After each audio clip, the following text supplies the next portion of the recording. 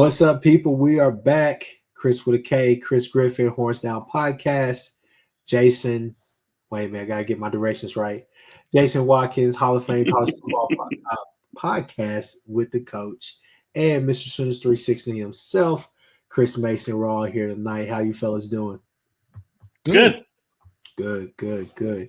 Well, you guys didn't know it's springtime, not officially, but pretty much there with the weather we've been getting here in Oklahoma, right? But fellas, I will say it seems to be a lot of optimism, in there. It's really optimistic. A lot of people are really optimistic about this team, even in the first couple of days or whatever.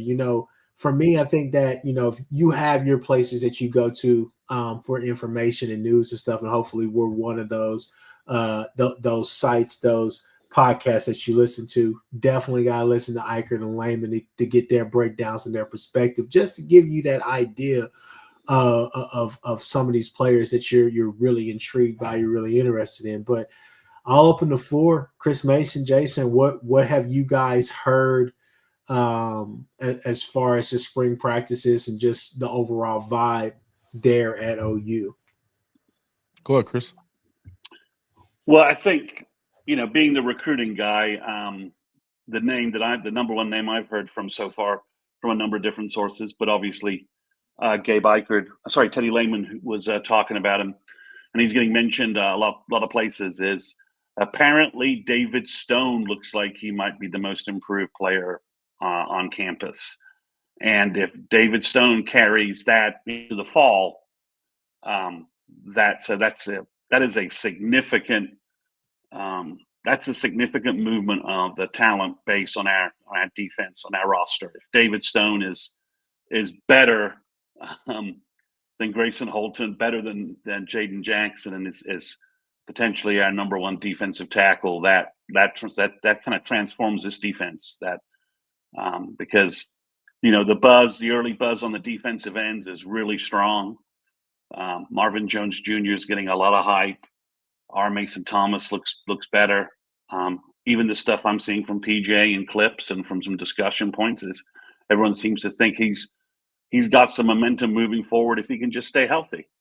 So to me, the thought of a dare I say an elite OU front four in SEC play, if David Stone is the most improved player on the OU roster, I have a hard time seeing how OU, along with freshman All-American Jaden Jackson, R. Mason Thomas, Danny Okoye is getting a lot of buzz. It just sounds like our front four could be as good and as deep and as talented as it's been since maybe the days of Gerald McCoy, Adrian Taylor, Austin English, and those guys in 2000, 2008. So at least that far. Yeah. So, back and then, the best D-line before that was probably, was the Charles Walker, the guy from Maryland whose name I'm forgetting right now, into the Cowboys.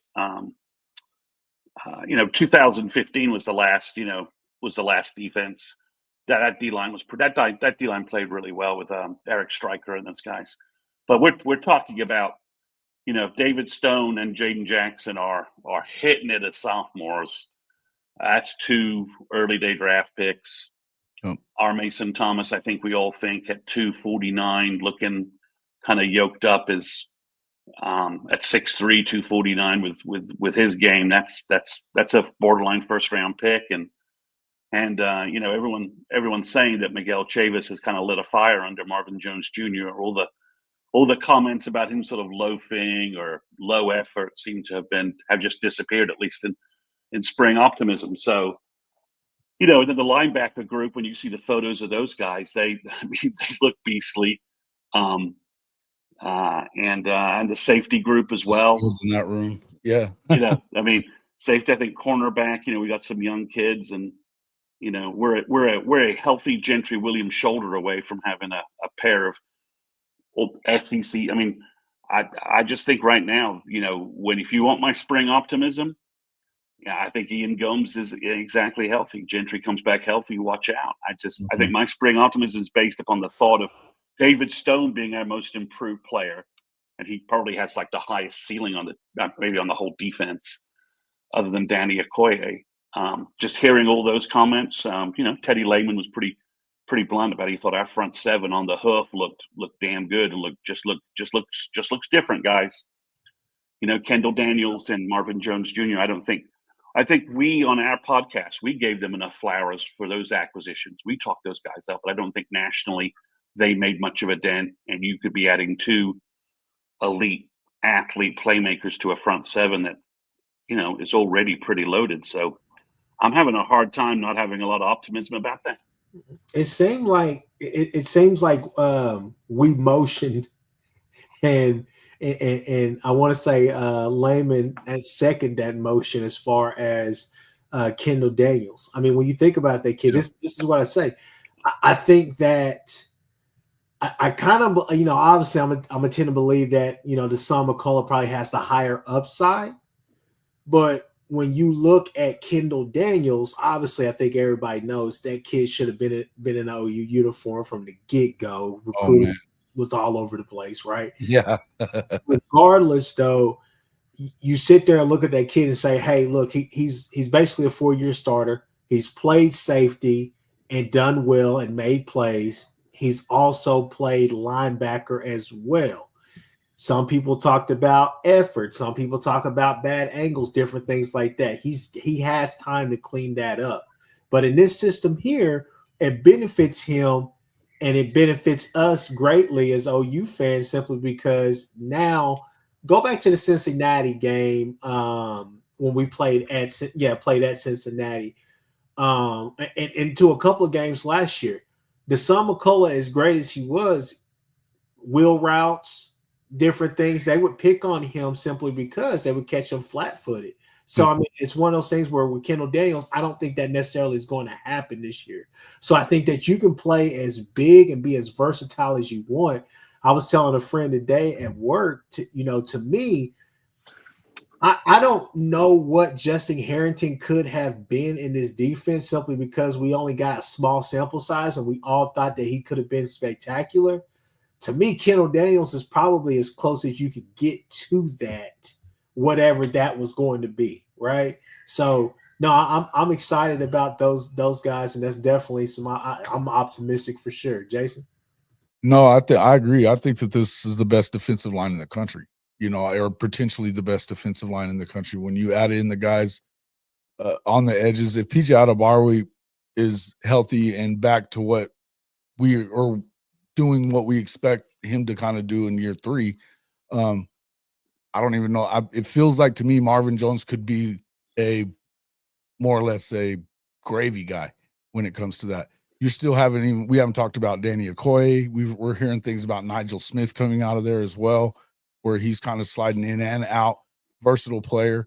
Taylor Wine, you've heard some things about him as well on the edge as far as getting to the quarterback. But, talking to Mike Boganowski the last couple of weeks, he was one of the things he was saying was like, we talked about you're not going to be able to double team R. Mason Thomas. He was like, well, yeah, but you can't double team anybody because if you do, then you're going to leave those guys on the inside open. If we're hearing all this stuff about Stoney as well, that they're going to be getting after the quarterback, which in turn is going to help your secondary out a little bit as far as these guys are going to have to get the ball out quick. And the truth of it is, when you look at this schedule and who they're going up against, a lot of new quarterbacks, first-time guys in the system or whatever. Not all of them, but you've got a few that this is going to be their first time as a starter, and this is a defense that is going to be able to dial it up. I think just with your normal pass rush, you're going to be able to put pressure on quarterbacks and make them make decisions a lot earlier, which is going to help the back end, I think, as well. But yeah, listen, I think that Gentry Williams, I think that's the biggest question I have, I guess, coming into the year is whether or not he is going to be what we've all seen him be when he's healthy and on the field. Love it if he was able to stay healthy. I don't know that you can depend on it, but it's definitely a question that you're hoping that happens, because if so, they're ready to go. I do think that there's some guys, that could definitely step in there. We're hearing lots of good things about a lot of these freshman guys that are coming in, and then you got the redshirt freshman in Newcomb as well. Some of these guys that are playing corner too, and Devin Jordan, right? I mean, Devin Jordan too. Yeah, definitely. I mean, when is a Tulsa Union cornerback not balled out for OU? That is very true. I mean, Dominic Franks, Trey Brown. I mean, and they weren't even being coached by in this OU scheme. So this current OU scheme with this current OU staff. Obviously, I think Dominic Franks was back in the day, but but I just think everyone keeps mentioning, and I'm going to reference Teddy Lehman, but we've seen it in the photos. I think we've all kind of written off Taylor Heim, and it sounds like we need to dial back that overreaction a little bit. That he apparently looks great, and he's Teddy a stud says athlete, man, stud athlete, no doubt about it. And then Teddy says he's 225, and at Cheetah he's a world of problems for folks.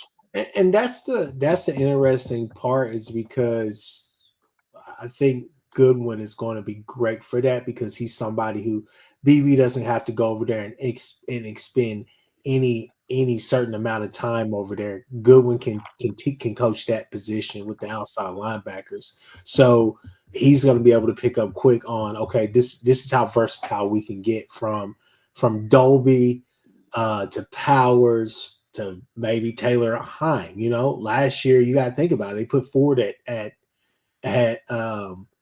Cheetah last year, and I think his combine kind of proved it that he could actually play that, right?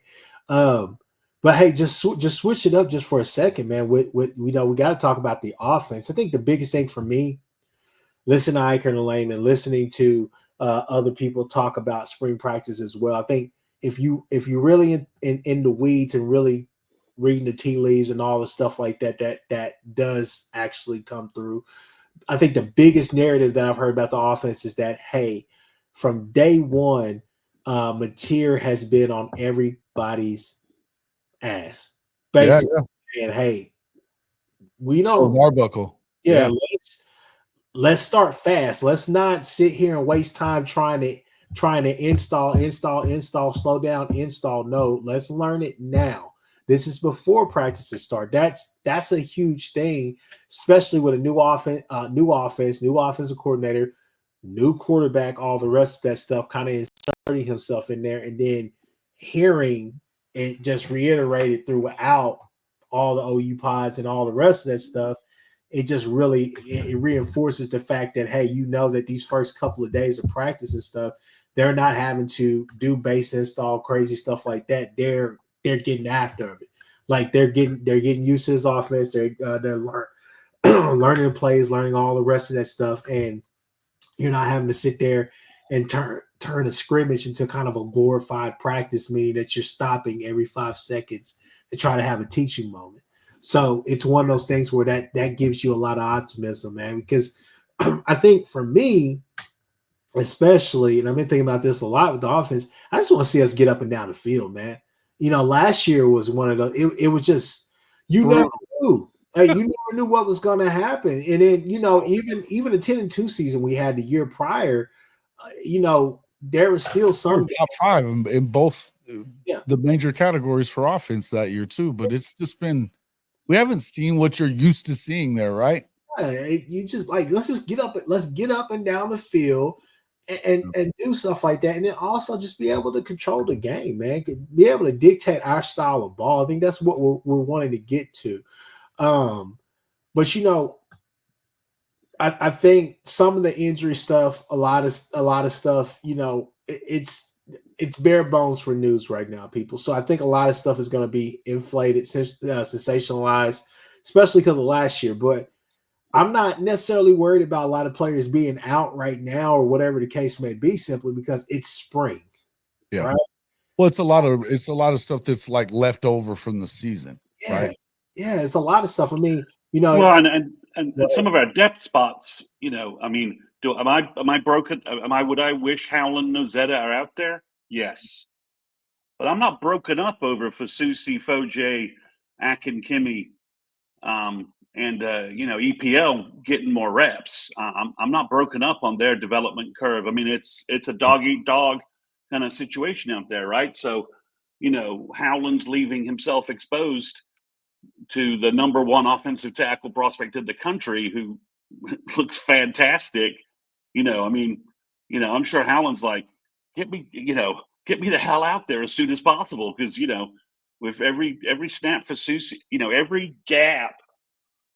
So I'm not that worried about the injuries. Eli Bowen being out on crutches is annoying, but we've seen what Eli can do. If that gets, though, isn't it? Isn't that just like it's a turned ankle? It's a turned ankle, but if that's getting Cortland Guillory and Malik Hawkins more reps and Devon Jordan more reps, then from a development standpoint, to be sunshine pumper, but some of the injuries we're seeing, it's like, okay. It was unlike last year when there were injuries. We're like, well, who's going to help? Who's going to fill in these gaps? Yeah, it's like, you see Jaden Jackson's gone. Well, Marcus Strong is getting more work this spring. He's looking better in his third year. We know Todd Bates' defensive tackles improve year over year over year. It's an iterative kind of process. no doubt. I think, but Chris with the K, I think we have to sadly give some flowers to Mr. Watkins and give him a bask, his victory triumph. Get him on his chariot to let him go around Circus Maximus. Because Giovanni Gibson, everyone's saying Giovanni Gibson looks like a complete dog. And I can't really get away saying that, but I tried. So give me effort for that. Before I go taking any credit for that, it happened on my show, but I didn't find him. That was Marcus Dent found him. He saw him play in person and brought him up on the show that day, and it's. Well, I never heard of the guy before you mentioned him, so I'm giving you the props. Well, cool deal. It was on the show and everything else, but again, we were talking about it that day on the show, and he turns out to, you go and look at the film, and you can say what you want in there. Bevel's bodyguard, 6'3", 4.4 speed, running routes like that, like he runs. It doesn't matter where the hell he was playing at. The dude is able to, that translates to whatever level you want to talk about. When you're running a 4.4 at that size and as big as he is, and you go up and get balls like he does, you can say all these kind of things, but, the Heisman Trophy winner from this year played at FCS also. You know what I mean? I realized he was a high level recruit as well, but this guy was a high level recruit too. He was playing quarterback though, instead of receiver. This is a guy that's 2 years in and already has had a plus one. He's had a 1,200 yards and almost 1,300 yard season. I think that more than anything, it's good to see that happening and stuff like that. And it kind of points to me. What I love about it is it points to the fact that these guys know what they're looking at. Yeah, that it's not all about how many stars you got on the sheet and how many camps you go to and all that stuff. They know what they're doing with identification. And we know that the first year that EJ was here, you saw serious development within the wide receiver room. You had so many injuries going last year and such a weird thing going on throughout the offensive staff that I think a lot of people are giving him a lot of shit over it too. It's easy to point your finger in all the kinds of directions when things like that, when you have a season like you have this year. But you know what? He's bigger than Travis Hunter. He's faster than Travis Hunter probably too. As far as, is he going to be that kind of guy? I don't know. He's playing in the SEC. No, I mean, back up your point, bro. Look, it's just a lot of people are just looking at this as on the surface level. He's an FCS player. Every single year, there's a D2, D3 player that goes out there and turns a lot of heads. Not only gets drafted either from that university that he's at, or he's at a different school that he's transferred to, and he's balling out. Right? He's in a rotation as far as receiver or whatever the case may be. Like he's out there. See that a lot. It's in Stillwater. See that a lot of different places. So I mean, well, old Miss's guy, right? He was from Louisiana, and he's obviously he's probably gonna be a first round pick.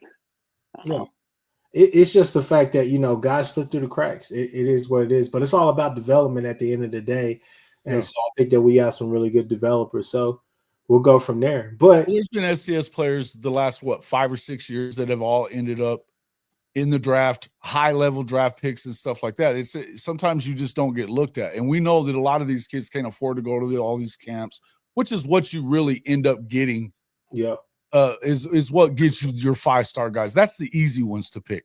The top 32 guys that are all at every camp and all that other stuff. You can see it in their measurables. Some of those guys, you may not ever see them because they can't afford, they don't leave their area. You know what I mean? And maybe they can't afford to leave their area. If we want to pick on Bevo's bodyguard, I would just say, look, I think you got a whole offensive line to worry about other than secondary. Yeah, what are y'all going to brand new quarterback with a new offensive line? There you go. There you go. You're going to be great, though. Yeah. But switching it up, people, we're going to move on to the next topic, which is with all this spring optimism and everything that we're going to hear and continue to hear about spring for the Sooners. One thing I would definitely remind you guys, or at least I'm going to just say it out here right now. I think the summer is more important than the spring. And I say that because with the injuries, especially in mind, but also just kind of getting back and just reinforcing this vibe and all the rest of the stuff. May is going to be great just for players to get away, recalibrate, recoup, get everything situated they need to mentally, spiritually, physically, all the rest of that stuff. June 3rd or whenever school class starts again, June and July are going to be huge months simply because you want to read those reports and you want to hear about those reports of who all is participating. I think it's going to be very crucial for a lot of OU fans to hear that Howland, Jaden Jackson, Gentry Williams, all these guys are back. You're not necessarily going to be doing a lot of heavy practicing, but you will be doing a lot of individuals, group stuff, heavy install, all the rest of those different things, gearing up for fall camp, which is going to be amazing. For me, I that's what I want. I want to know who all is there so we can circle the wagon, so we can have more of a realistic perspective about this season. Me, myself, 9+ wins. That's what I'm going for this year. That's what I'm going to say that this team is going to do. I believe that we have the offense and I believe that we have the defense. I think on defense, we have the potential. The ceiling is to be better than what you were last year, just because I think you have a lot of talent on defense, but it's still going to be hard replacing Bowman and Stutz. But at the same time, for me, I think this summer is very, very important. This may be the most important summer that we've had in a while. Hell, honestly, winter workouts, spring ball, summer camp, and fall camp. This is probably the most important off season as a whole, not only for just OU in general, but for BV as well, guys. It's obviously important for Venables. I think it's important for the entire program. You still got the toughest schedule in the country. There's no two ways around it. You're gonna play the toughest schedule of anybody else, particularly when you start comparing them up with who Texas is going up against. They get that one big game at the start of the year. We don't really know what Ohio State is this year coming in, just like we don't know what Texas is. So we'll see. But I love it that they're all pumping their chest down there about how great they are and stuff like that before they, with all the new things that are coming up with them. In the end, I think that the defense being what it is, if that defensive line can be what it is and what we think it is, I think that if you're anywhere close to what you were on the defensive side and just have a competent offense, there's no way that you repeat what happened last year. Again, I think that the fact is you're going up against a lot of good programs, the best in the SEC all season, but we don't know something about a lot of those teams. A lot of them have brand new quarterbacks, like we talked about. I think that that's a big deal. You start looking at, I believe that Nico, maybe he's a better player than he was this past year at Tennessee. I don't know what that equates to when it comes to Tennessee, because I don't know that they really added the pieces that they needed to add as far as weapons for Nico to throw to. Their best running back gone. In fact, I think their best 2 running backs are gone. That receiver room is basically decimated. They got a bunch of young guys that are going to have to come in and prove themselves. We're going to have to see. I think Nico can be better, and they could have a worse year. We're hearing a lot of stuff about South Carolina. I really like, now they've got a returning quarterback that everybody loves. I like Lenore Sellers, but they've got some issues in the trenches on both sides of the football. They lost their top 4 interior defensive guys, apparently. They've got the one guy, is it Kyle Kennard that's coming back, I think? No, it's Stewart. Dylan Stewart, yeah. Anyway, but there's going to be some questions there in the trenches on the offensive line and defensive line. So that's the question that I would have with them. And plus, you haven't seen Beamer really do it all the way around. I mean, you haven't won the huge games yet. I mean, his big win last year was, I don't even know, was it A&M? You know what I mean? They were close in some games, whatever. It was A&M or OU, I guess. I don't know. It was A&M, I think. Yeah, I knew they beat A&M, but in the end, they lost to Ole Miss. They lost to Alabama. They lost to LSU. You can say it was the refs if you want to, fine. They still lost the games, and we haven't seen him put it together 2 years in a row. I think that I'm not sure what's going to happen with their receivers. You haven't seen Nick Harbor really come through for him yet. And I think that you're going to have to be able to throw the football better than what they did last year and in order to take that next step. Like I said, Ole Miss, you just think that this new guy's going to come in and be Jackson Dart? I don't know. Maybe he will, but I think it's going to be and they lost a lot on the defensive side. We know Texas has lost a lot. I think that Alabama's scary. I think LSU's scary. But I think that, when you start talking about Mizzou, they got a backup quarterback from Penn State that they didn't do much offensively most of the year, So I don't know what to expect from them. They lost both of their good receivers too. So I feel like this could turn into a really good season, but I also think that, 8-9 wins, that's a big improvement no matter what. And I don't see that you can't do that if you just have a competent offense. And I think that they're going to be more than competent. Chris Mason. Yeah, I mean, to me, this summer is all about Mateer. I think you're right, but it's all about Mateer continuing to establish that leadership over the roster, right? That he's the guy organizing things in June and July when you don't want to get up early and do that stuff that we've now got, a senior leader, quarterback type guy who the team respects as a leader. And, I'm not sure what the team thought of Arnold last summer. I'm not sure I'm not going to put the injuries and coordinator mess on Arnold's. That's not Arnold's fault, but he certainly, I certainly feel more confident going into this offseason, into a June, July timeframe with John Mateer and Arbuckle than I do Seth Luttrell and Jackson Arnold. Coming out of the spring game last year, I mean, I think, you feel much better about that. So, yeah, I mean, it's to me, spring is all about, it's almost like the development you need to be doing a year ahead of time, right? That, Kobe McKenzie and Kip Lewis are going to get better this spring, right? But you really need James Nesta, Taylor Heim, and maybe the Heineke kid, if they still like him. I know he's a walk-on, I'm not sure where he is, but you need your young linebackers being ready. This is the spring that springboards them to start. This is where they need to start accelerating up that hill, right?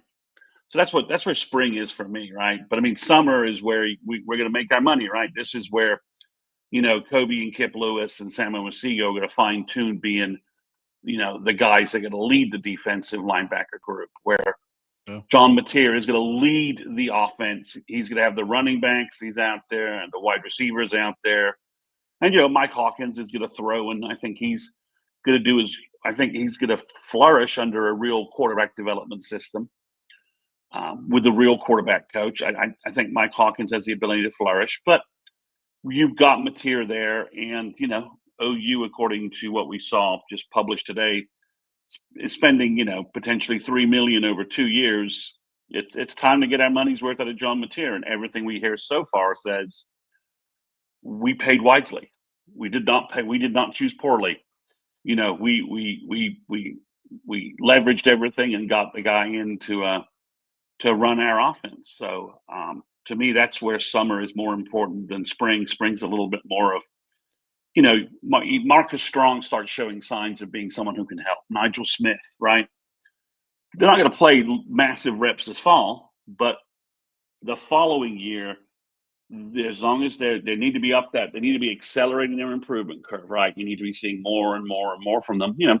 Same thing with Danny Okoye to a certain degree. I mean, if R. Mason Thomas and Marvin Jones Jr. are both putting up double-digit sacks, maybe we're not seeing as much from Danny Okoye this year, but we need to know that he's on the path to the next year when those two guys are gone to being the guy that takes over next. But so that's the difference. He's going to be in that rotation, though, right? I feel like he will be in a rotation to where they're going to put him in a position to be successful. Yeah, I'm just saying, Jason, if we're protecting leads and R. Mason Thomas and Marvin Jones Jr. eating quarterbacks alive off the edge because teams have to force the ball, have to throw against us to make up deficits or tight games in the fourth quarter, as opposed to being up by 2 touchdowns and know that and their offensive coordinator knows he can call a running play every play because our offense can't do anything. It's a different fourth quarter that our defense will be in, I'm just saying that I think you're right about the summer. It's where the rubber will hit the road with all the injuries and all the guys. Like, if Logan Howland's not ready in July, it might be Michael Fasusi, freshman All-American, offensive tackle time. So I think that's the point. That I think you're certainly right there. But I think overall, spring to me is about: are the players that we are somewhat worried about, are they making the progress we want them to make? Like the unknown guys. Like if Devin Jordan has a great spring, that's huge, right? For the program. If Bogo, Powers, and Hayden and Hardy are all playing really well at safety, that's big for the program too. Even though we hope Robert Spears-Jennings and Peyton Bowen are going to be our safeties out there, our primary 2 guys, if they are both healthy and clicking, we know that's a high potential group. So to me, I think you're right. That's where summer is more important. We know, spring's all about your development processes, and are your development processes working? Are your young players starting to make the progress to be impact players? Mm-hmm. But summer's where you start, who are going to be the impact players this fall? Who's going to make that 3rd and 6 catch? Who's Matoya going to go to when it's 3rd and 6? Who's going to make that tackle? Who's going to make that cover, that key coverage? That's where summer, it's you're grinding further down to what you really need the team to be. Yeah. I just feel like the summer, especially this year, is going to be really important because, for me, when I played, my uncle would always talk about, at some point you got to circle the wagon, right? You got to circle that wagon and figure out who here is somebody that I can really count on, right? So I just want it to be consistent. I want the guys to be consistent. If you name them during the summer, hopefully they're doing something during the fall, right? So to me, that's the most important thing. It's just getting to that point of kind of knowing who's out and who's in. What can we expect, right? Hey, one last little tidbit on this. Has anybody heard anything about the Stanford kid, the Stanford transfer? Backlenko? Yeah. I haven't heard anything bad. Not heard anything bad. I mean, the only thing, the most encouraging offensive line comment I've heard is that they've trotted out 3 groups of offensive linemen that looked competent out there. Mm-hmm. Bill's obviously, doing what Bill does. I mean, I loved hearing. There's an interview on, I think on the OU Rivals site. Parker Thune has an interview with a kid where the offensive line prospect is talking about, he just loves seeing Bill out there. He's like, Bill's not babysitting the guys. He's coaching and developing them. He's he's working them and he's working them hard, and that's what I want to see, because that's how you get to be, a good offensive line. I asked that just because it was like I didn't know if Stanford had some like weird academic rules or something like that to where he had to finish the semester. No, he's again, Chris. What I've heard is that they've been able, even without Ozeta and Howland, they've been able to trot out 3 groups of 5 that are right. They've got, they're not. There's no real walk-ons in those groups. They've got players who are developing and working. And this is before I heard about Autry Dent's injury, but it's like the first 5 is first 5 that was mentioned in one of the reports was Fasusi, EPL, Nwewu, Everett, and Sexton, right? Like the next one was Simmons and Baklenko, Akin Kimmy, Josh Iasosa, and someone else. And then, the third group was, Hollenbeck at center. It was just, it was Foji, and it was Autry Dent. I think maybe Autry Dent was in the other one. It's just saying that the 3 groups you're talking about, okay, these are old scholarship guys who are either freshmen who have played football elsewhere and have some experience that, it was encouraging that, it's not 8 bodies, it's like 15 bodies they're talking about. Yeah. And that's where you have to really, that's where you have to be the best is in the trenches, like we talked about. I think it's as important as having the right quarterback, and you know what I mean? You just have to do it. So I think that's the biggest question coming into this year.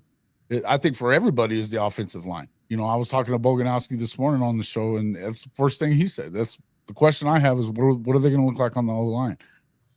You have Bill Bedenbaugh. You know what I mean? You've recruited very well. I think that, I caught up to you last year. I think the years prior to caught up to you last year because you had those years of 2000, 2001, where they got 5 total linemen altogether. You know what I mean? And so then you have a couple lost guys go to the draft, and then you have injuries like you had, it kind of throws everything in the air. Yeah. What were you saying, Chris? Yeah, I was just saying that, I keep talking about how if you want to have 2 offensive tackles ready in a recruiting class, you've got to sign 4 in 2 years, not 2 guys in 2 years. And that's the problem. I mean, the only upperclassmen tackles we had was Sexton and Taylor, and they were both banged up, or in Taylor's case, he barely could play all season. And in Sexton's case, we were moving him around to try and plug every gaping hole we had on the offensive line. He was your most versatile guy that could play either the guard or the tackle position. I agree. Yeah. Yeah. And, so sounds like he's the season. Yeah, he's back. He sounds like he's playing really well.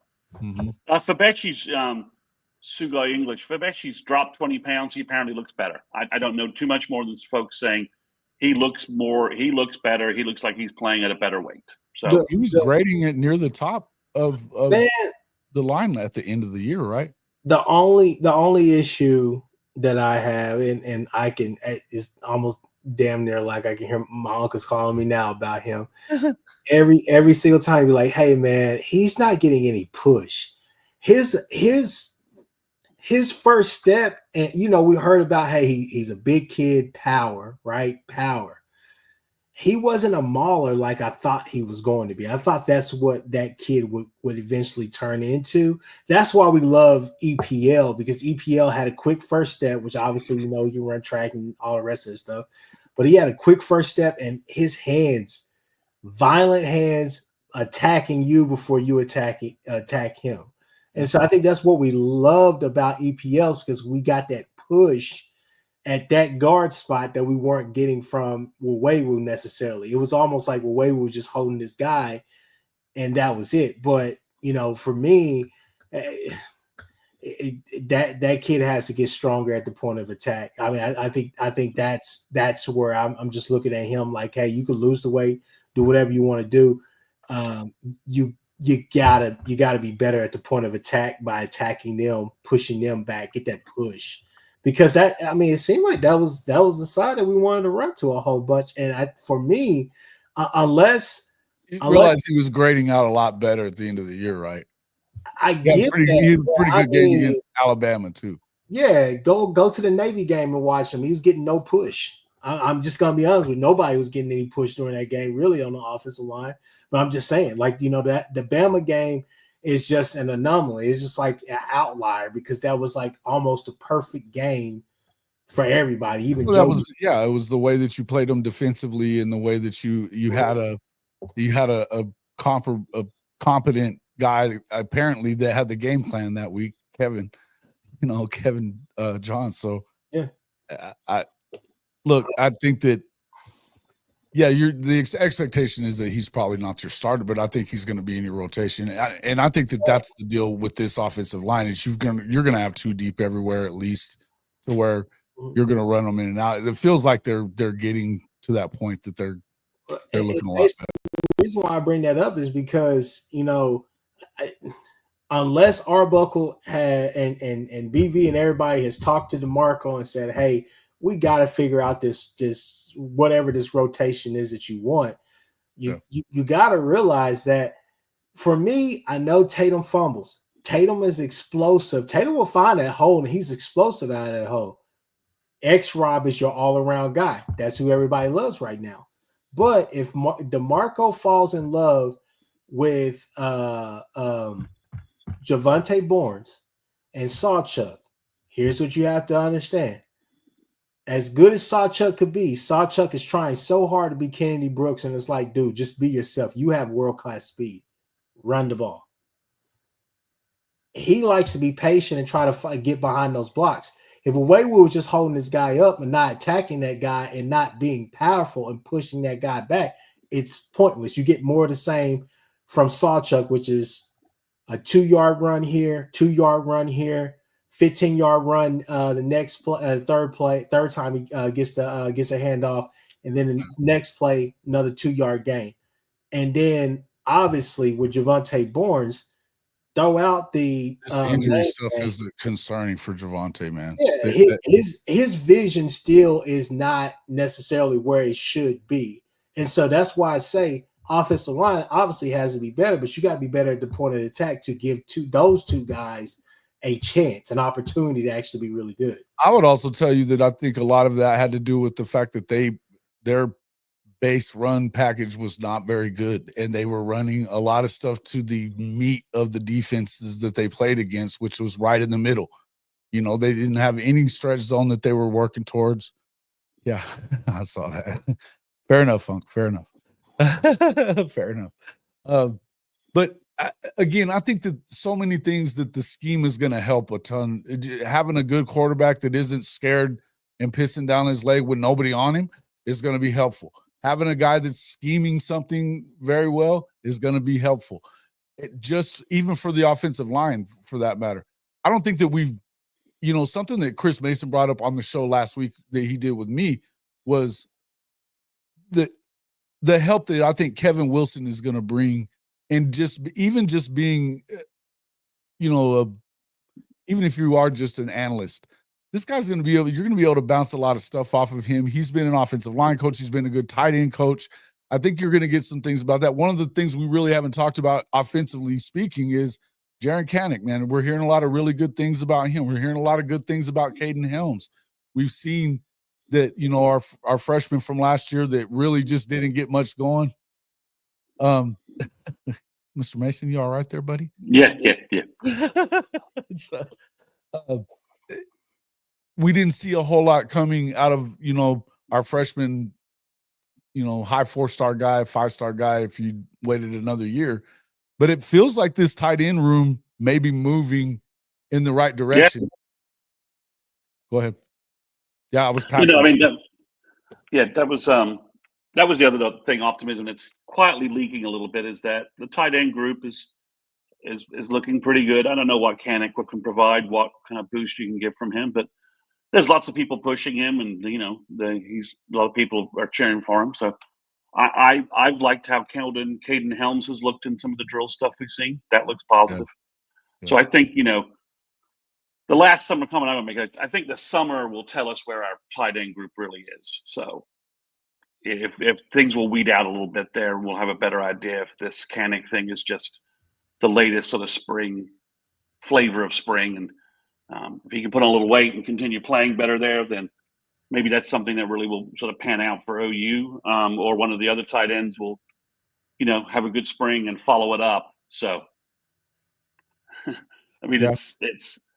it could be. We could end up with something that whatever ends you up get from helping him the is offense. probably gravy if you're being honest about it. But I do think that we have heard some positive things out of there. And with Devon Mitchell, if he's we're talking about 275. I mean, he doesn't look like he's 275, but they're saying it, and he's moving the way he's moving.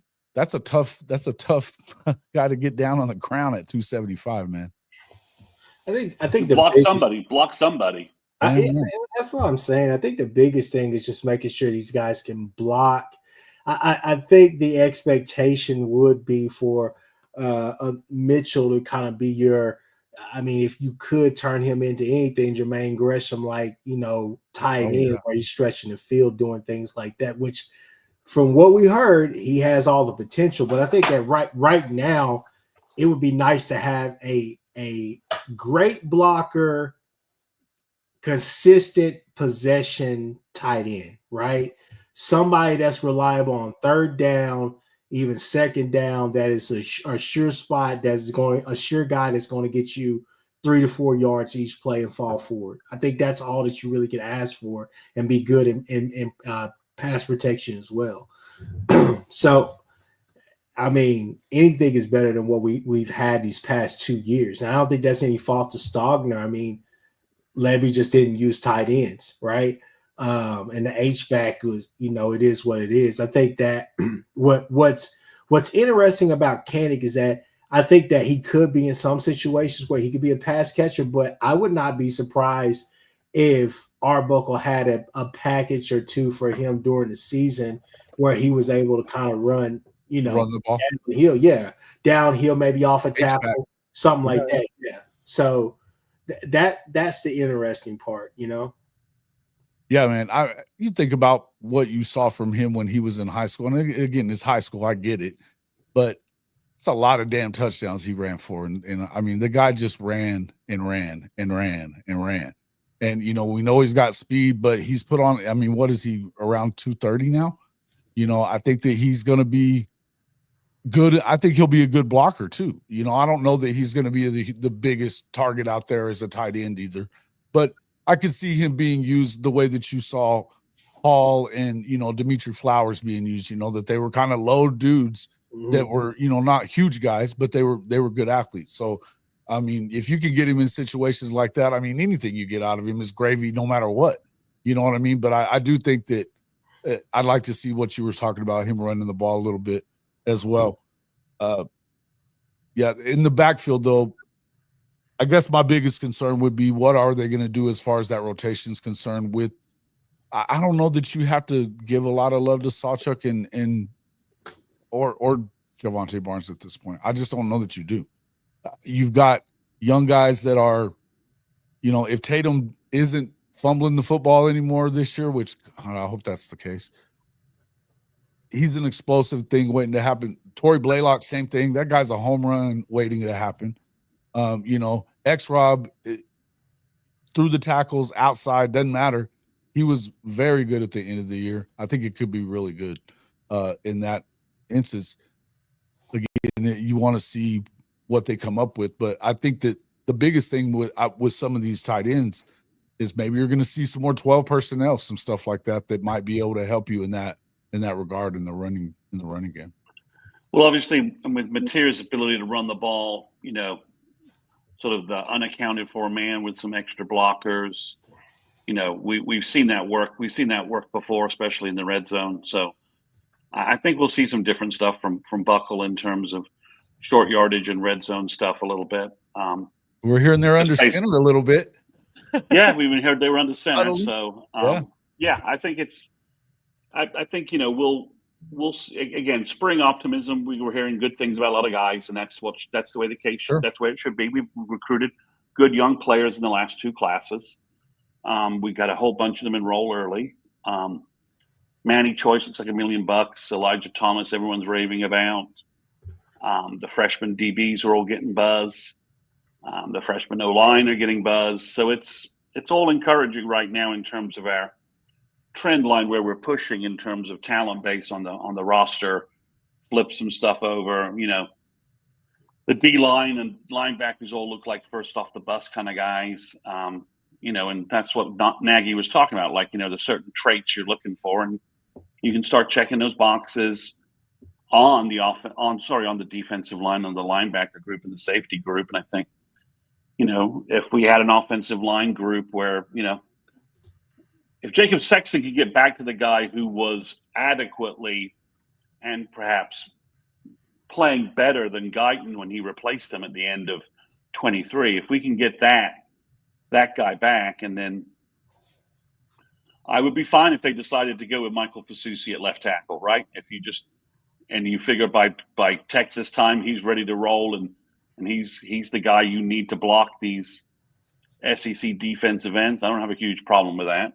I think we'll see who summer, is more about, kind of it's not crunching time. Let's get ready to go. Spring, everybody's got a chance in spring. Everybody's got a chance in spring. I think one of our next topics for another show, I'll let Jason get us to like one of our last topics, but I'm interested in that corner room simply because, and we're praying, sweet Lord, sweet baby Jesus, please let Lord, baby Jesus. Please. We doing Ricky Bobby here? We doing Ricky Bobby? Yeah. So if we could get Gentry, Eli Bowen, and Dolby on the field together, my God. And then if Jacoby Johnson can take a step, and then you could find who is going to be that fourth guy right there. But what I'm really interested in, and I'm getting to the point now with the topic, is who is going to be that CJ Colden, Eli Bowen guy that didn't necessarily have on your radar, but you're like, hey, he could snag some starter minutes, potentially start midway through the year once things are going and he's like fully locked in, right? That to me, that's going to be an interesting part because there's a bunch of names there. Cortland Guillory, Newcomb, Tristan Haynes, right? Yep. Devon Jordan. Yeah. So, I mean, there are names out there. So, I mean, you're looking at those guys, like who's going to be that fourth guy in that rotation for the corners. Yeah, but don't also forget Malik Hawkins too, man. They said Malik Hawkins. So you're saying who's going to be in that rotation as far as a solid rotation, but who is somebody that is maybe on the outside looking in, but could potentially find himself, smack dab in the middle of that rotation. So we'll talk about that later. Jason, go ahead with yours, because I know a lot of people are wanting. That's kind of what they're asking about. Yeah, I mean, I guess the biggest thing that it kind of struck me whenever I was taking a look around some of the different sites was that you're hearing a lot of things about Bowe Bentley talking about the weekend that he had. Apparently, you did not have Jaden O'Neal even anywhere around Future Freaks this week. He moved to Oklahoma this past week, and he's not at the Future Freaks thing. You would have expected him to be there every day. He's not there.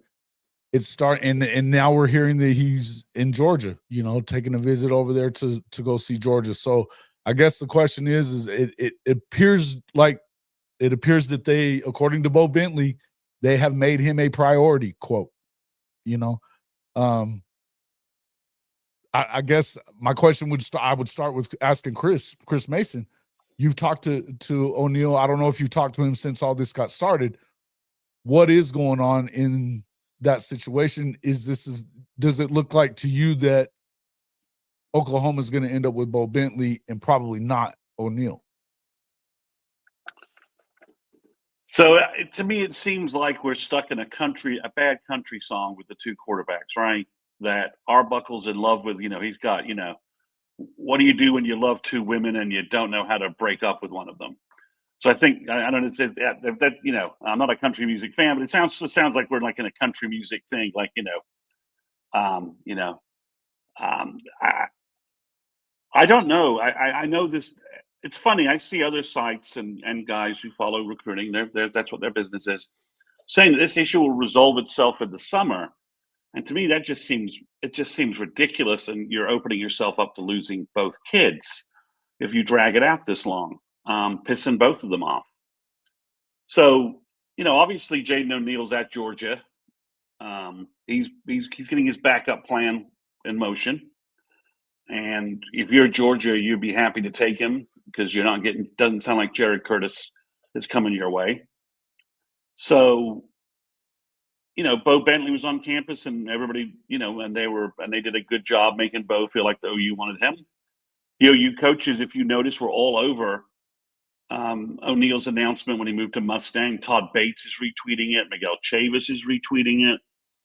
All the coaches are talking about it. So I'm confused. It doesn't make a lot of sense to me. I don't think from a recruiting effort, NIL dollars standpoint, that you could sign 2 top 100 quarterbacks. And even if you do, you're just wasting that money for 1 year because after that year, the next guy's gone. One of them, one of them's leaving. So I think either one of them is probably going to have to sit either way, right? They're going to have to sit anyway. Go ahead. Go ahead, Chris. I just don't understand. I'm hoping Jim Nagy steps in and forces Buckle to say, who do you want? Here's who I want. Mm-hmm. Who do you want? And we need to make a decision on this. It's like you don't go into the draft. You don't go in. NFL roster cutting time's occurring, right? Teams are getting down to who their starting quarterback, who they want their starting quarterback to be. And I think that's what OU needs to do in the next couple of weeks. Is that O'Neal should be back on campus for some spring practice stuff. That's everything that I've heard. Once he's moved to Mustang.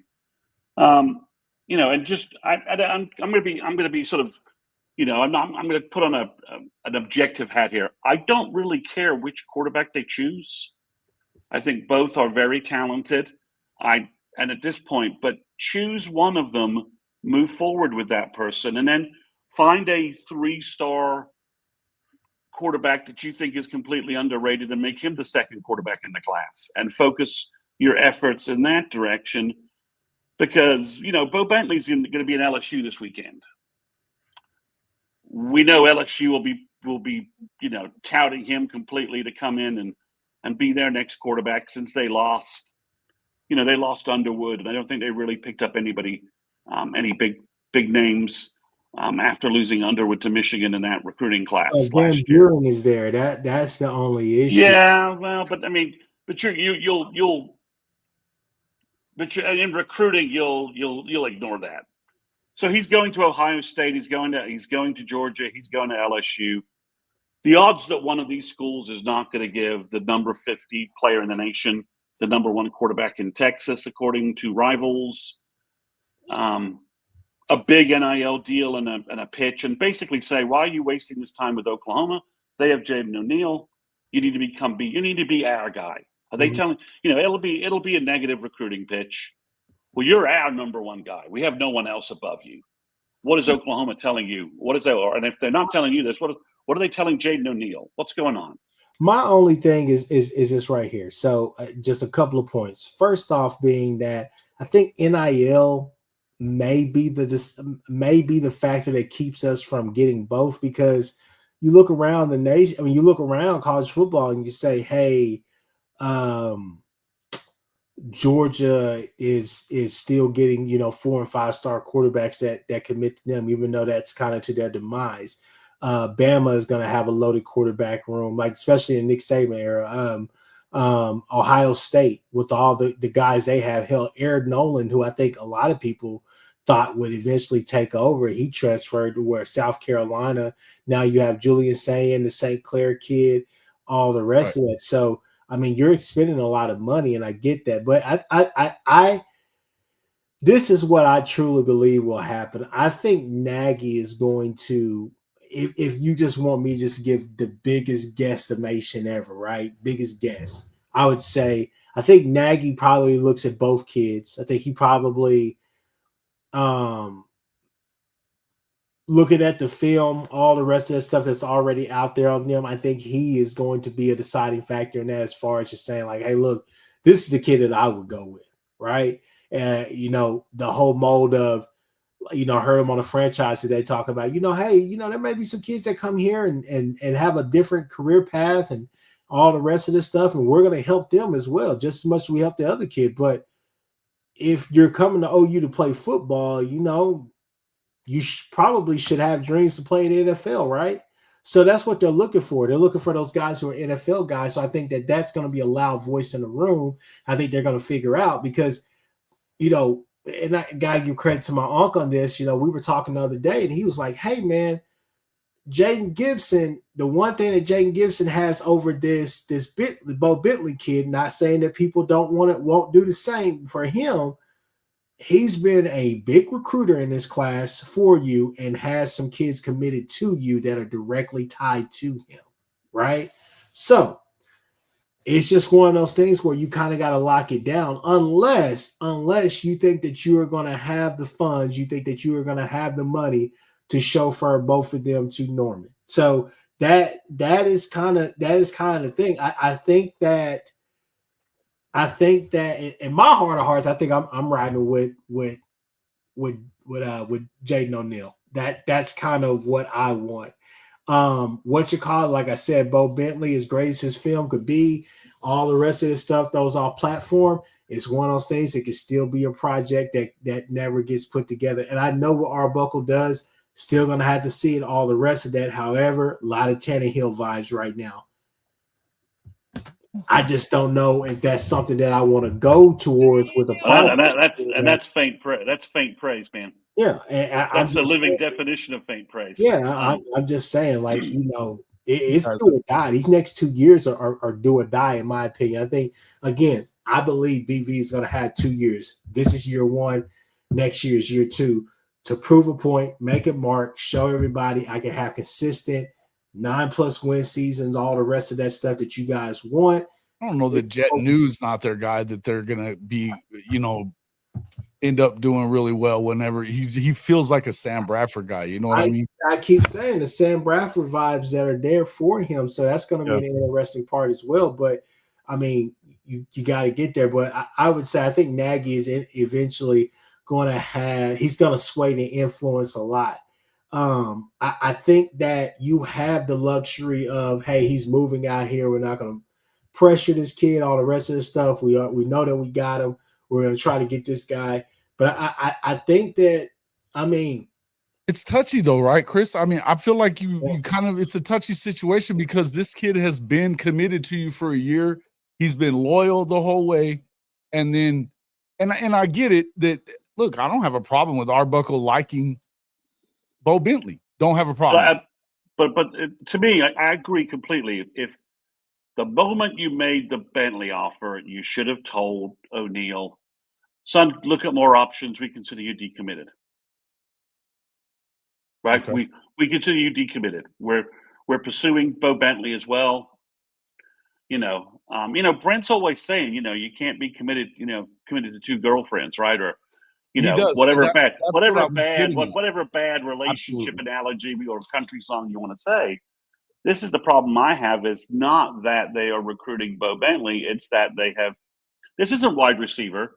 You can't, it's not like Emmett Jones is juggling 7 blue chip guys for 4 spots, right?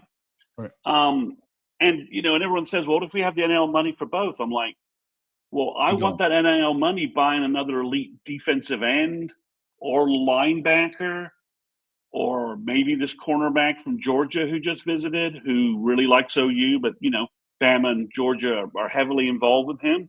You know, maybe I want that money freed up to go head-to-head and get a 5-star cornerback, not 2 top 50 quarterbacks, depending upon who's doing your rankings and ratings and all that, right?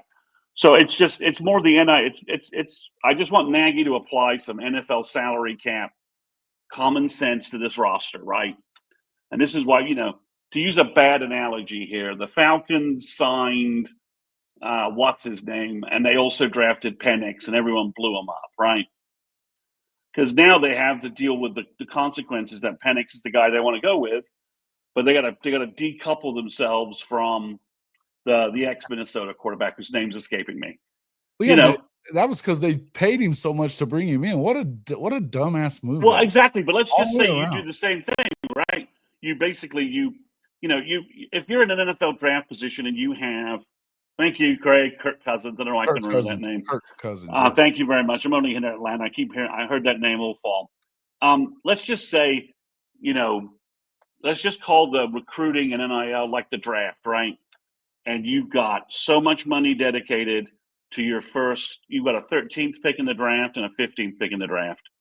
You don't draft back-to-back quarterbacks. Nobody does. Right? Now you might draft a first rounder, like the third pick, and then if your quarterback room's completely bare, you may take a flyer on a kid in the third round. Yeah, but you don't waste. Round, you don't waste. You're the 12th pick in the draft and the 13th pick in the draft on back-to-back quarterbacks. You just don't. You get quarterback. What's the next biggest need on the roster? And let's just say middle linebacker is. You go either Bentley or O'Neal, and then you go either Sinceri Johnson or Talanoa Ely, who just visited, who's a 5-star linebacker, basically. Because that's the big need on the roster. You need an elite middle linebacker to make this roster hum, this defense hum for Brent. So I think it's only fair to O'Neal's family to say, you have been so straight with us. We're going to be straight with you. Let's call you decommitted. Go find a school you want, and we're going to continue recruiting you and Bowe Bentley. But we're the first verbal. The next real verbal takes the spot.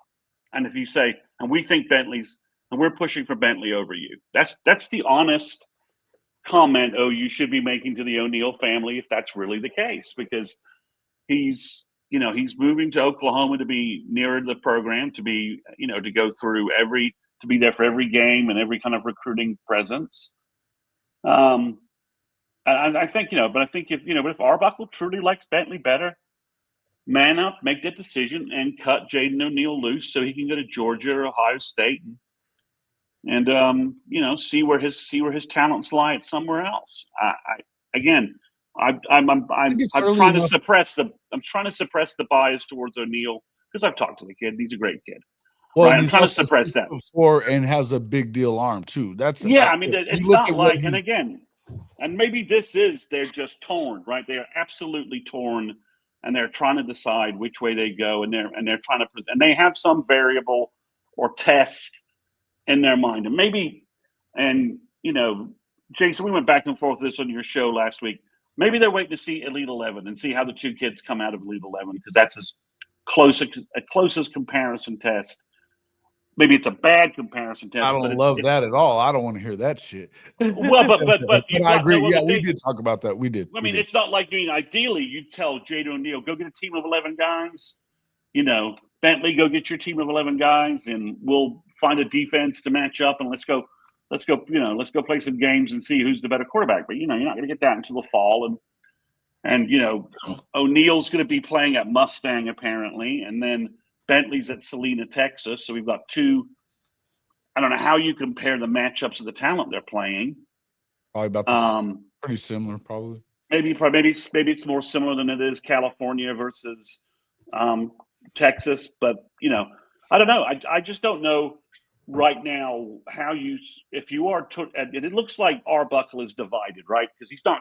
If he truly knew one of these guys was going to be his quarterback, he'd have cut the other guy loose. Well, I still think that chances are you may get mature for a second year. You still have Hawkins in the fold, at least for now. I think they're trying to get him his red shirt back. Either one of these guys that ends up, I don't know that you're going to end up having either one of them play a snap at Oklahoma. If they really, well, and why are you so obsessed with two high school quarterbacks anyway?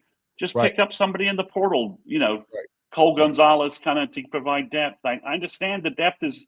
Yeah. Your depth is made, but look at what we did. Look what happened with Hawkins and Zerbrug, right? we signed Zerbrug, and really that was a waste of a scholarship and waste of a signing. Right? He's never playing it down at Oklahoma. Maybe he'll be a great quarterback at Utah. Maybe he won't. I wish him all the success, except when he's playing OU. Yeah. But really, he's not on the roster, right? After a year, he realized, hey, I didn't get off the bench, and OU had a terrible quarterback year, right? No one was mentioning me coming off the bench and doing a thing. So if I can't play here during their worst quarterback year ever, then I'm not playing here. Sure. So I just don't see the logic in bringing in two guys. Again, now if you can find some athlete guy that you think is a quarterback that nobody else thinks, and if that doesn't work out, he can play wide receiver or safety or something like that. Not that those positions aren't stacked with wide receivers and safeties. That's fine. But I think if you're Arbuckle, to me, I'll make another stupid, silly prediction because that's what I do on this show. By 4:15, we're not even bothering with this discussion. One of these guys is gone to another school, and it's down to who's left. And maybe OU. You're making another prediction on a date. Yeah, make another silly. Well, but I was right on one. I mean, I have a 50% batting average. That would keep me in the major leagues. It would.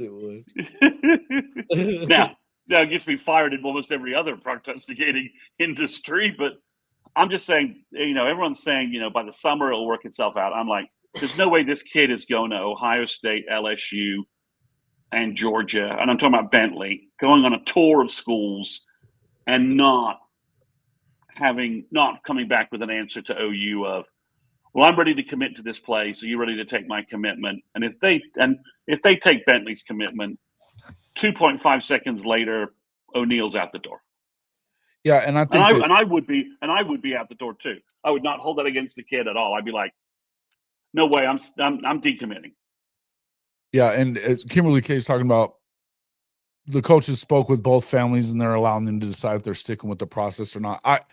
I'm pretty sure that's basically what Coop was saying, was that it's been, they know what's going on. And I mean, as I said, O'Neal wasn't at Future Freaks this weekend. So that it kind of tells you a little something. And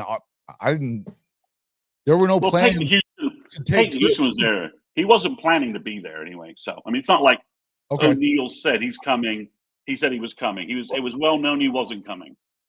Oh, okay. Well, I didn't realize that part. I figured you just got to town. I figured you'd be there at some point. You know what I mean? But then again, no, I get it. But now, if he does not show up at like any spring practices or the Crimson Combine, then yeah, red flags. Then red flags are all over the place. He's obviously he's getting ready to leave. And if you have to expect this anyway, right? If he posted tomorrow, I'm decommitting from OU and I'm going to Georgia, I'd be like, okay, you better freaking hope that you're on the phone with Bowe Bentley getting a verbal commitment tomorrow.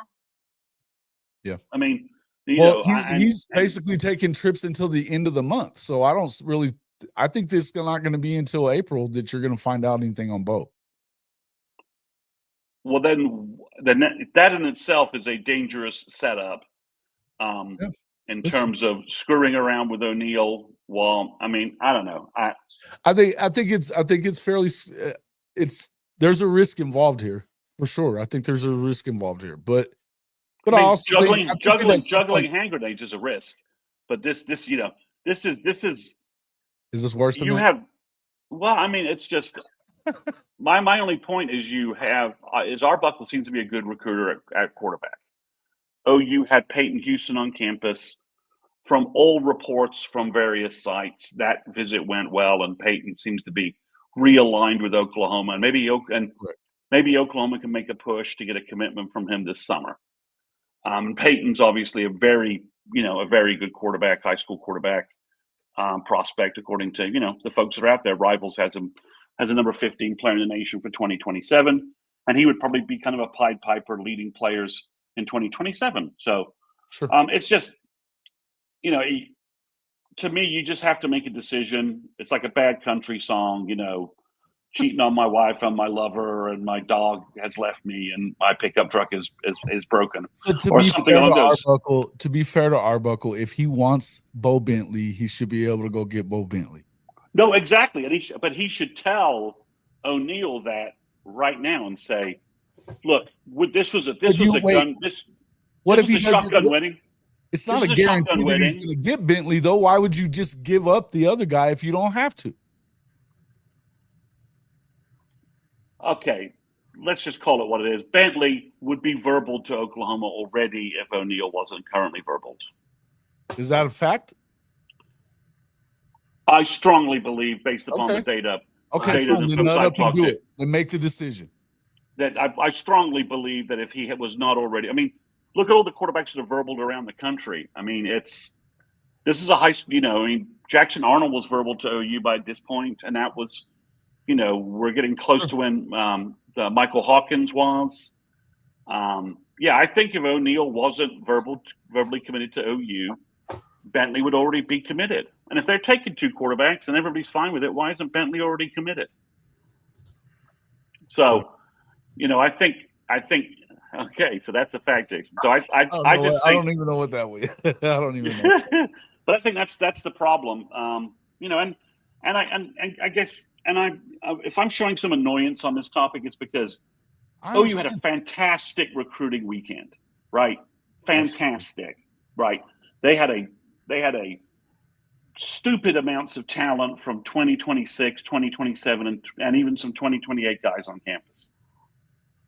But that narrative is getting a lot of play, but it's being counterbalanced by this QB narrative because obviously, that sells clicks. That's a big story. It's a national recruiting story. So to me, it's like you put your best foot forward with 45 top 100 type kids in the country, and coming out of the weekend, you're getting all the buzz from that, and then a day later, Jaden O'Neal is in Georgia, as he has every right to be.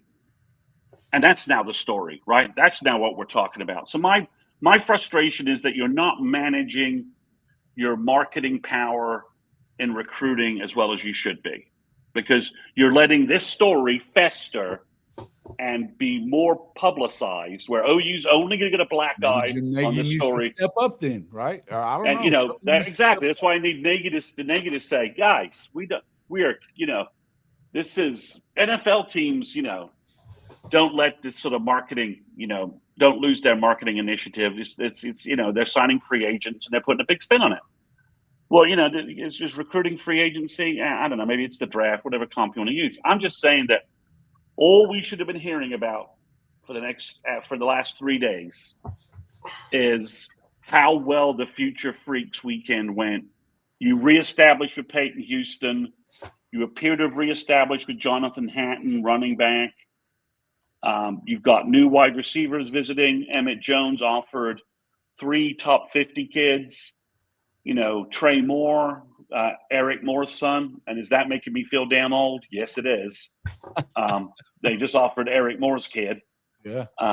Who's a top 50 player in the nation.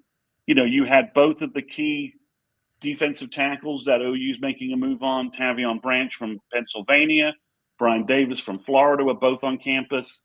They apparently love their visits. OU's trending for both of those. The linebacker kid from Carthage, DeQuavies, has now set up an official visit. You had Talanoa Ely on campus on Monday, your 5-star linebacker. The road kid talking about the quarterbacks. Go into that stuff, man. Go. The road kid who decommitted from OU back on campus on Monday, hanging out with Chavis, looking like they're best friends again. You had Gene Riordan from Illinois on campus. You had Toa Katoa, Vincent Johnson. So you had offensive line and D line, the spots that we're always critical about. You had all kinds of big players on campus, and that's what I want to be talking about, not this spinning story about Bentley v. O'Neal, which again is sounding to me like a bad country song gone wrong, where you're cheating on your wife and your girlfriend at the same time or something like that. So, they did a great job with those kids, getting them on campus. They had a lot of 27 kids on campus they liked. DeMarco Murray made 2 offers to guys who look like they're going to be top 100 running backs.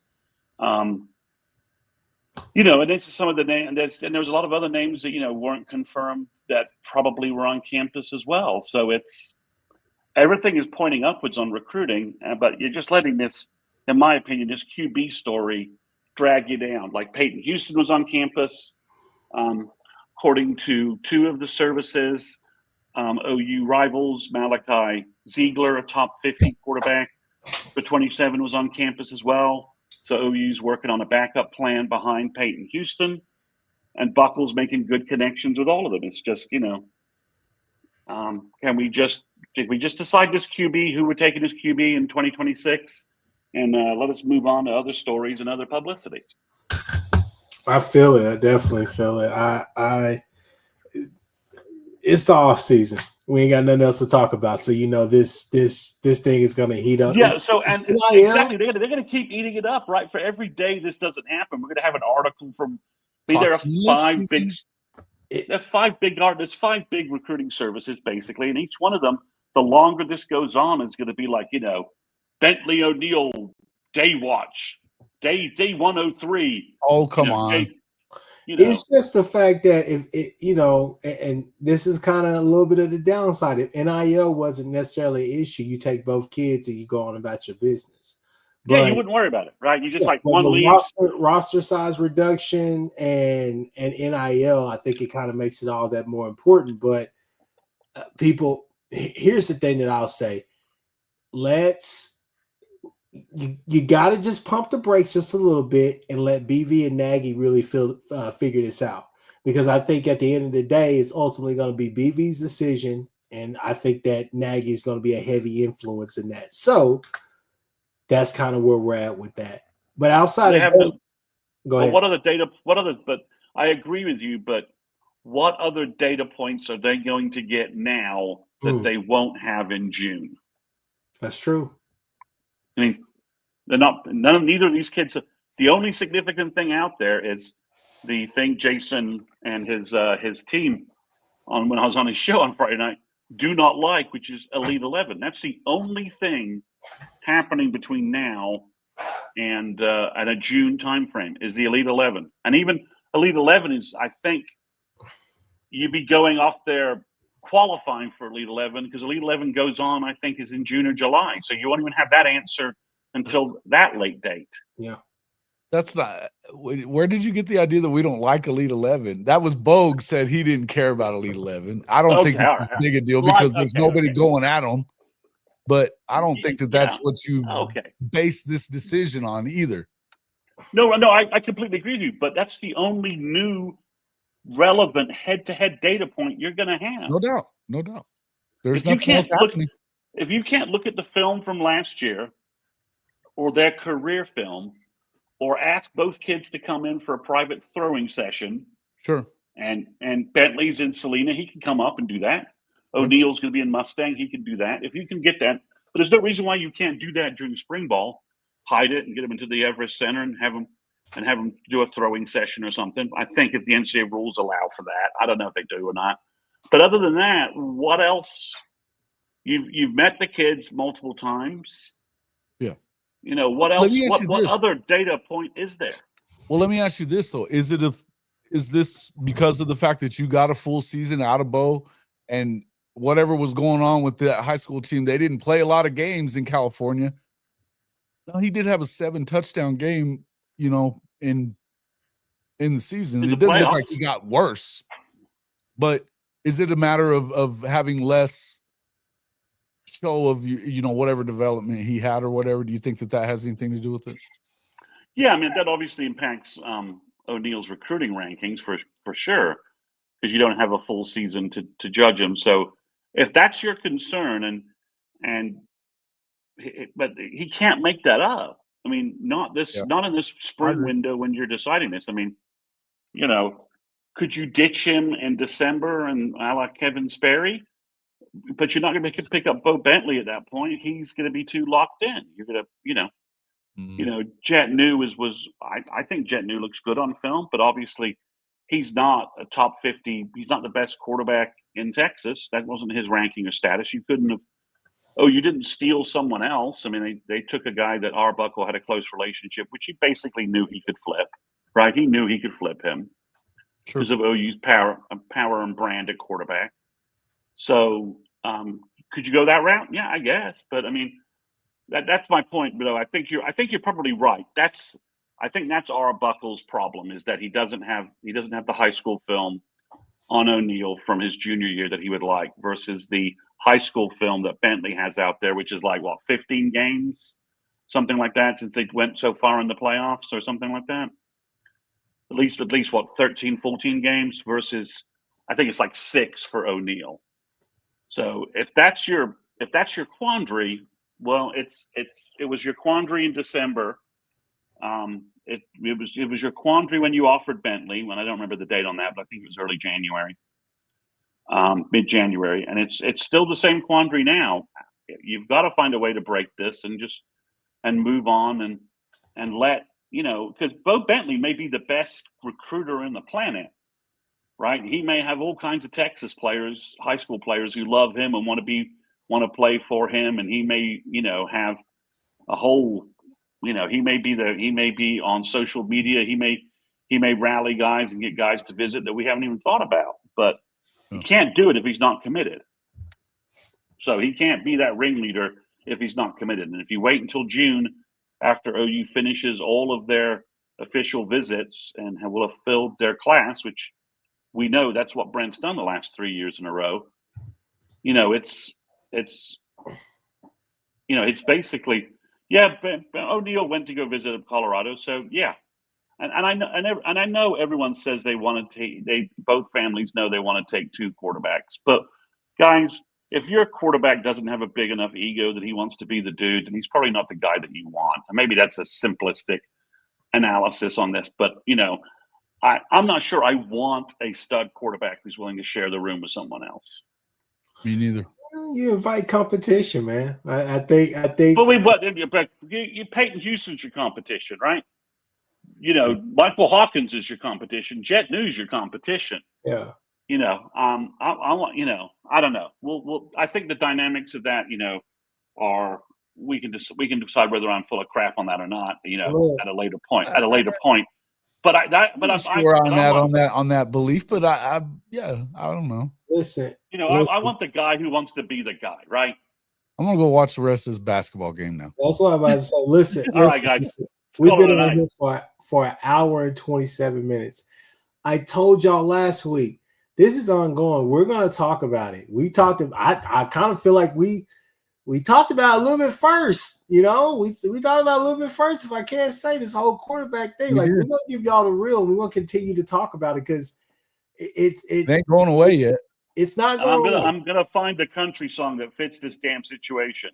Oh, have fun with that. Yeah.